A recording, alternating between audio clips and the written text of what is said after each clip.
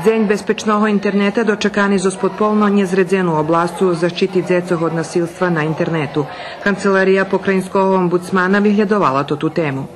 Mi smo zaključili da je ova vrlo važna oblast neregulisana pravno.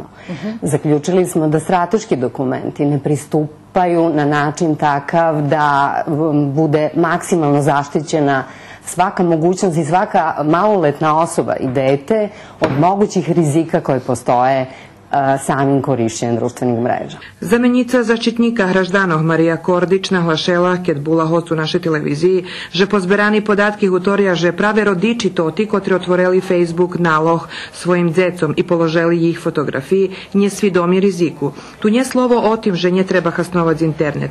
Miše preg interneta obrazujeme, ali u školoh bi trebalo vece i o tim bešedovac, pretože informatika u osnovnoj školi ljem viborni predmet, a u štrednjejše pravlja kompjuterski programi i njed zmisti kotri bešeduju o riziku, hvarela Kordičova i nahlašela, že bi mediji trebali prevžac ulohu i bešedovac u obrazovnih emisijoh o pozitivnih, ali i o negativnih bokoh interneta.